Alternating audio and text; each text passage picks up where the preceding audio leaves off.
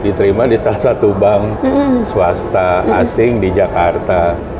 Cuman kebetulan saya waktu itu tinggalnya di Bekasi, dan ke Jakarta itu cukup waktu sejam 2 jam lah gitu ya. Dari Jakarta ke Bekasi? Dari Jakarta ke Bekasi. Nah kebetulan ada hotel di depan rumah gitu, jadi saya mikirnya, saya nyari kerjaan yang dekat ke rumah aja gitu. Jadi sesimpel itu dulu, saya belum kepikiran gitu. Saat ini menjabat sebagai General Manager 4 Point by Sheraton Makassar, dan beliau adalah Bapak Dr.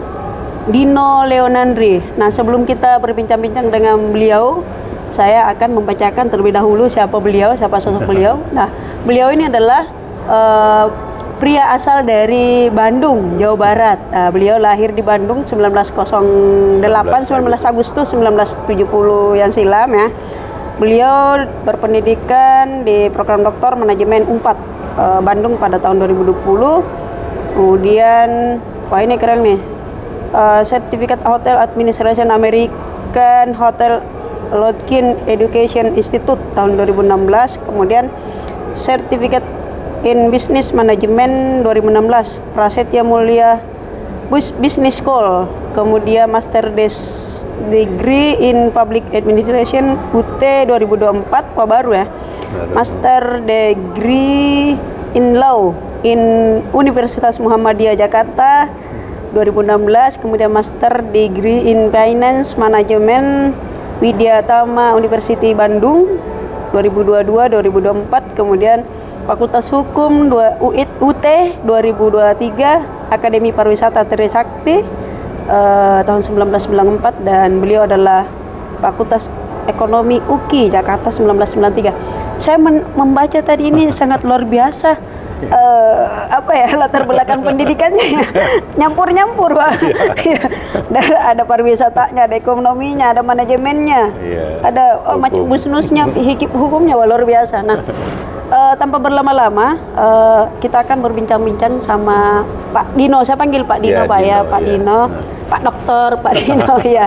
Nah, mungkin sebelumnya Pak Dino, kita ingin nanya dulu ke Pak Dino, seperti apa mengawali karir di industri perhotelan Pak Dino. Iya. Oke, terima kasih Kak Ica. Jadi awalnya sebenarnya saya backgroundnya adalah dari ekonomi. Dulu sebenarnya saya baru lulus tuh lagi boomingnya bisnis perbankan. Jadi teman-teman rata-rata kuliah di banking. Dan kebetulan emang saya setelah lulus saya sebenarnya diterima di salah satu bank swasta asing di Jakarta. Cuman kebetulan saya waktu itu tinggalnya di Bekasi, dan ke Jakarta itu cukup waktu sejam 2 jam lah gitu ya. Dari Jakarta ke Bekasi? Dari Jakarta ke Bekasi. Nah kebetulan ada hotel di depan rumah gitu, jadi saya mikirnya, saya nyari kerjaan yang dekat ke rumah aja gitu. Jadi sesimpel itu dulu, saya belum kepikiran gitu. Terus saya mikir boomingnya banking, udah banyak lulusan ekonomi yang pada kerja di bank. Saya mikir kenapa nggak nyoba gitu, kita nyoba di dunia industri hotel gitu. Dan ternyata ini semacam kayak rendezvous gitu ya. Jadi ternyata kan dulu bapak saya pernah kerja di hotel gitu. Jadi seperti kayak ada apa ya? Oh, ada ini ya. Padahal nggak ada turunan lah gitu. Nah akhirnya pas di hotel itu saya mengalami, karena saya bukan dari background perhotelan, saya dari background ekonomi. Terus akhirnya disekolahkan ke Trisakti, Akademi Pariwisata Trisakti, untuk mempelajari bisnis hotel. Akhirnya saya tertarik di industri ini gitu ya. Nah kenapa saya berkuliah lagi? Karena industri hotel itu saya melihat industri hotel terbuka untuk walaupun rata-rata lulusan dari vokasi perhotelan, tapi banyak juga dari bidang ilmu lain yang masuk ke hotel gitu. Jadi saya mikir kenapa enggak kita coba di itu. Nah mungkin seiring waktu kita melihat bahwa industri hotel ini di beberapa brand, terutama yang lokal itu, sustainability kita bekerjanya, karena kembali juga dengan sistem peraturan pekerjaannya sistem kontrak basis gitu, saya menjadi semacam mencari safety-nya. Saya pikir saya harus punya backbone profesi lain selain ini ya saya coba ke akademisi, makanya saya ngisi waktu luangnya di weekend ya saya kuliah lagi, saya belajar segala macam. Makanya tadi ada banyak kali ya gado-gado tadi ininya Pak, latar belakang pendidikannya. Dan itu sangat komplit menurut saya Pak, karena di profesi industri perhotelan ini semua saling terkait dengan ini. Karena saya lihat ada hukumnya, saya udah paham semua kayaknya. Karena saya ngalamin pada satu titik waktu kita kan nggak bisa berbicara dalam satu domain aja. Misalnya orang kita ngobrol tentang hotel, oke, kita udah tentang expert misalnya di hotel. Waktu kita ketemu dengan tamu atau ketemu dengan investor atau owners yang backgroundnya orang banking, ini kita kan harus frekuensinya kudu sama, mau nggak mau kan kita harus belajar. Saya ngalamin gimana cara mempelajarin kontrak-kontrak, kan harus ada belajar tentang legal. Nah, makanya saya kuliah lagi deh hukum, jadi at least kalau ada peraturan atau perikatan perjanjian itu saya ngerti secara legal standingnya, legal aspek, jadi mengurangi tingkat kesalahan. Itu tahun berapa Bapak tertarik di industri perhotelan?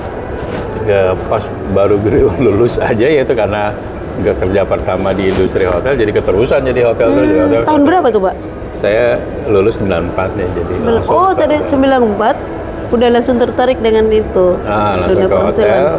Tapi saya sempat juga agak bercabang waktu sekitar tahun 97, mulai pengen nyoba juga di industri lain. Saya coba juga keluar, tapi masih di industri keuangan sih. Waktu itu saya di BPPN. Jadi kan waktu itu terjadi ras ekonomi di Indonesia ya. Jadi banyak perusahaan-perusahaan yang sakit. Nah waktu itu ada Badan Penyihatan Perbankan, istilahnya BPPN kalau zaman dulu ya. Nah saya coba apply ke sana, kebetulan saya merestrukturisasi satu perusahaan di Jakarta milik konglomerat yang punya bad debt gitu, jadi punya hutang ke bank yang tidak terselesaikan. Jadi kita harus melakukan restrukturisasi keuangan. Jadi itu buat tambahan pengetahuan aja tadinya sayanya. Pak Din,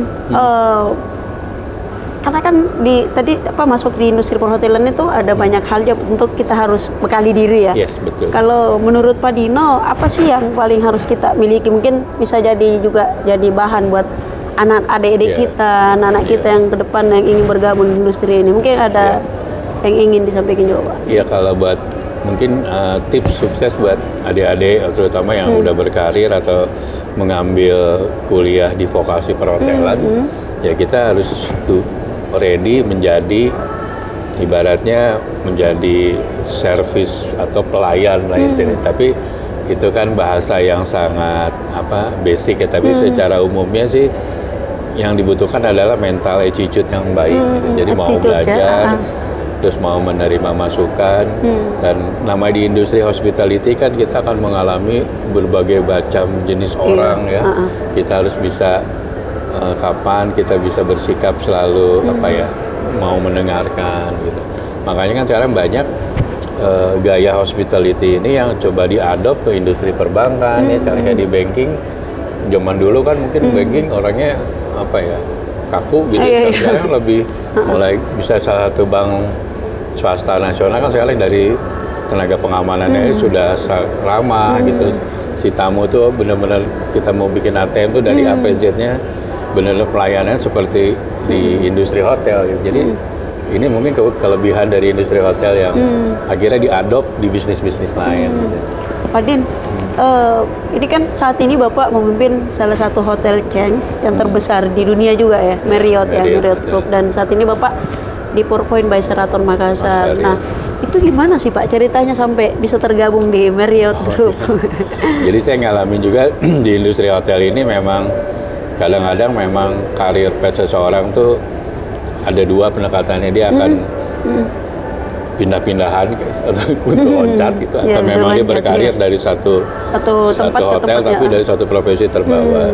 Dua-duanya punya kelebihan dan kekurangannya ya. Kita tidak menyalahkan mungkin yang meloncat karena memang dia ada target tertentu. Nah di industri hotel ini saya mencoba awalnya dari berbagai brand ya, dari brand lokal terus ke brand internasional yang skalanya mungkin Asia sampai ke Marriott yang jaringannya sudah di mana-mana ya. Nah ternyata memang di brand besar ini kita banyak dibekali oleh training, pelatihan dan menambah kemampuan kita ya untuk menjadi lebih baik ke depannya.